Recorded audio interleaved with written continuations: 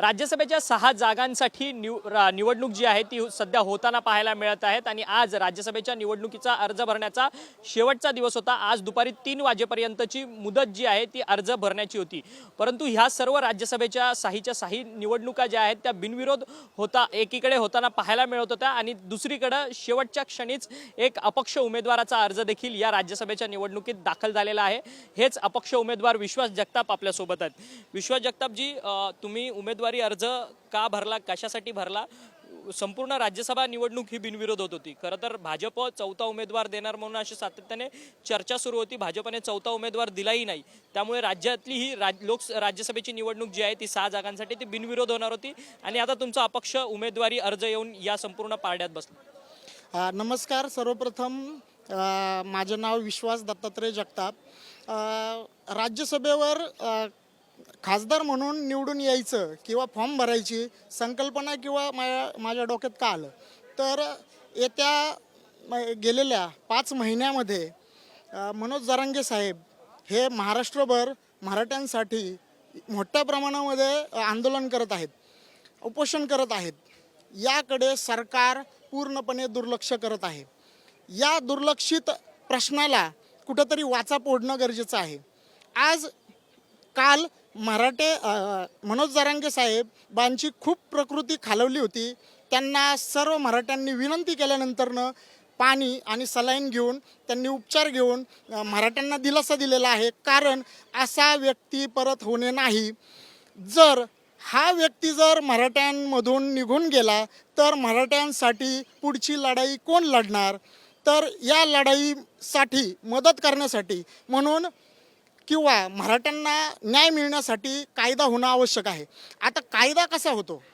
कायदा होतो असा की राज्यसभेवरती जर खासदार निवडून आलो मी सदस्य म्हणून, तर मराठ्यांची बाजू मांडण्यासाठी मला संधी असेल। कारण कसं आहे, राज्यसभेतील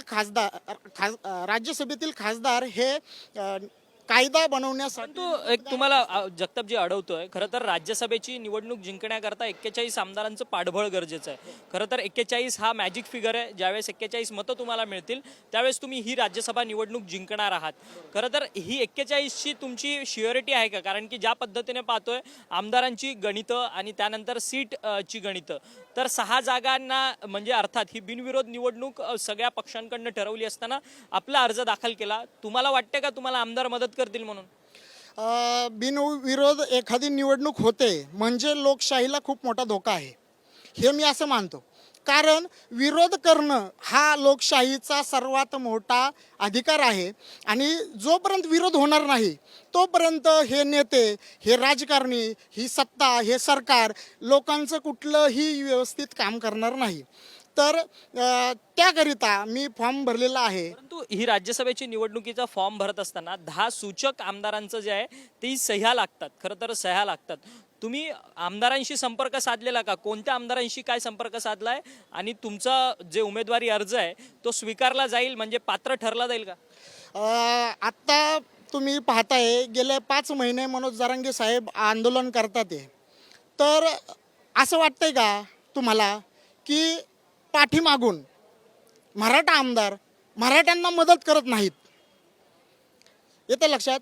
म्हणजे काय, पक्षाचा व्हीप आमदारकी डावलून येणाऱ्या निवडणुकीमध्ये मराठा समाजाला मदत करण्यासाठी मराठा आमदार मतदान हे 100% मराठा उमेदवार म्हणून विश्वास दत्तात्रय जगताप यांना मतदान करतील असा विश्वास मी ठामपणे तुमच्यासमोर मांडतो आणि तुम्ही या माध्यमातून सर्वांपर्यंत पोहोचवावा। परंतु एक असं आहे की व्हीप मान्य न करता तुम्हाला मतदान करणार असं म्हणताय एकीकडे, दुसरीकडे ती टेक्निकल असा इश्यू आहे की जर त्यांनी व्हीप मान्य नाही केला तर त्यांना पक्षांतर्गत कारवाईला आमदारांना समोर जावं लागेल। हो, नक्कीच तुम्ही म्हणताय ते बरोबर बोलताय। पक्षांतर बंदी अंतर्गत कारवाईला सामोरे जावं लागणार आहे। महाराष्ट्रातील सत्ता किती दिवसाची राहिलेली आहे? महाराष्ट्रातील सत्ता किती दिवसाची राहिलेली आहे?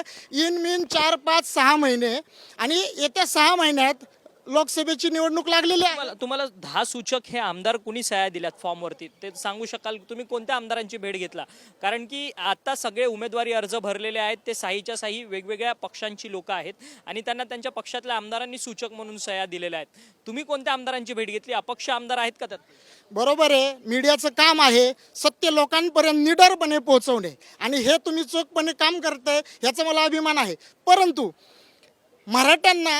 मराठ्यांना आहे ना खुल्या वर्गात म्हणजे ओपन म्हणतात. ओपन म्हणजे काय? कुणी या आणि मारून जा म्हणजे काय? आम्ही जर ओपनली आज जर तुम्हाला सांगितलं की मला कुणी मदत केली आहे आणि कोण मला मतदान करणार आहे तर तुम्ही त्याच्याविषयी तुम्ही तयारी करू शकता.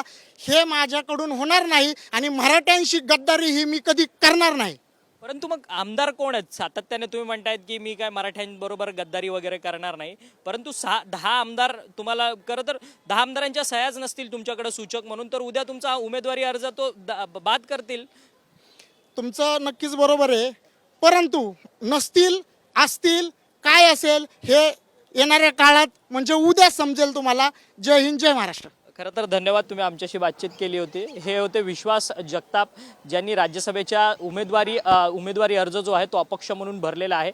एकीकडे राज्यातील राज्यसभा राज्यसभेची निवडणूक जी आहे ती बिनविरोध होत असताना शेवटच्या क्षणी अपक्ष आमदार जगताप यांनी आपला उमेदवारी अर्ज भरला आहे. त्यामुळे उद्या त्यांचा उमेदवारी अर्ज जर पात्र झाला तर निवडणुकीची पुन्हा बिगुल जे आहे ते वाजलं जाणार. खरं तर 10 सूचक आमदारांच्या सह्या ज्या आहेत त्या राज्यसभेच्या निवडणुकीकरता लागतात आणि त्यामुळे जर उद्या यांचा अर्ज जर पात्र केला तर पुन्हा निवडणुकीची घंटा जी आहे ती राज्यसभेच्या निवडणुकीमध्ये वाजताना पाहायला मिळणार आहे. व्हिडिओ जर्नलिस्ट आदिलसह अक्षय मंकणी, TV9 मराठी, मुंबई.